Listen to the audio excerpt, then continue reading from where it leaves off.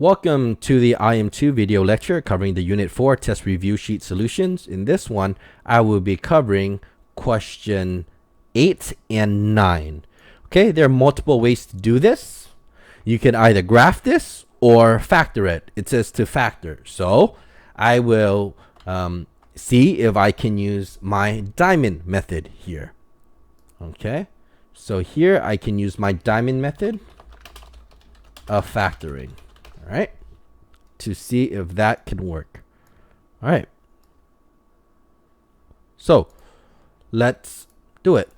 Here we have A is equal to 1, B is missing, so that is 0, and C is equal to -9. Make my diamond B equals to 0, so I make sure I add it and equals to 0, and C equals to -9. So what multiplies to get me -9 that adds to 0? Well, they have to be the same number. So it's 3 times, and the other one has to be a negative. So -3.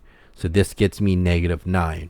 Okay, if you add them, 3 plus -3, that also gets you 0. Okay, so my P here is 3. My Q here is -3. So factor form would be x plus 3 and x minus 3. Okay, that would be your factors.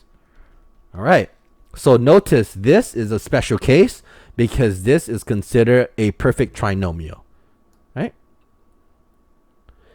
B, again, we're going to factor it using the diamond method. A equals to 1, B equals to 0, C equals to -49. Let's put in the diamond.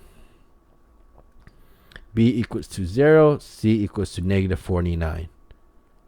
Okay, so the two numbers here would be 7 because 7 times 7.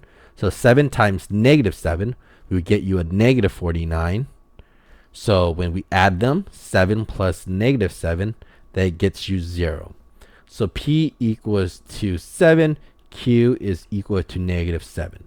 So our factors would be x plus 7 and x minus 7.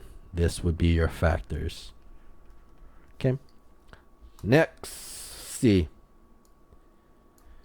Our A value here is 1, B equals to 0, C equals to -144. Okay, let's do the diamond method. B equals to 0, C equals to -144. The two numbers that multiply to make 144 would be 12 times 12, but it has to be a negative. So 12 times -12. That gets me -144. And then if we add them, 12 plus -12, that got me 0. So my P is 12. My Q here is -12. So my factors would be x plus 12 times x minus 12. Okay, these would be your factors. Perfect. Now let's take a look. The bottom numbers here, it asks us to solve.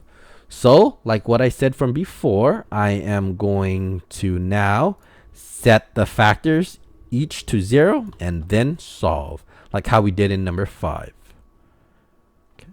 So set each factors and solve.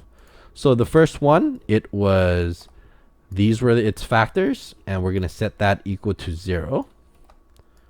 And now we're going to solve. So it's x plus 3 equals to 0 and x minus 3 equals to 0. So the first one, I'm going to subtract 3 to both sides. That gets me x is equal to -3.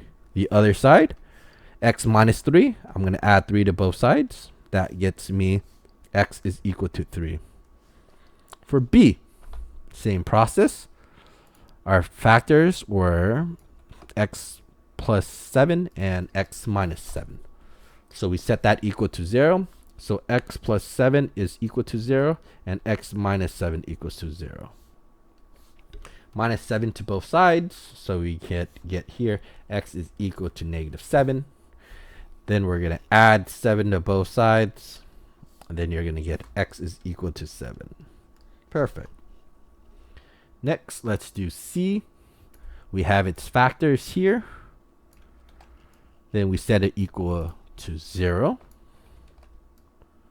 Okay, did I do it for this one? Oh, I forgot. I forgot the equals to 0 part. Okay, so we set it equals to 0.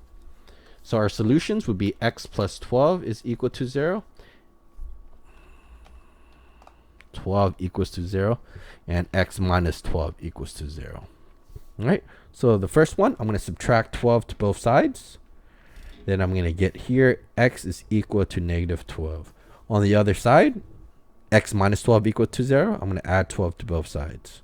Okay. That's going to get me x is equal to 12. Okay. So these are your solutions right here. Okay. So there you go. These are your solutions that you got. Okay. So this is numbers 8 and 9. We factor it using the diamond method for number 8. And then we set the factors each to 0 and solve for 9.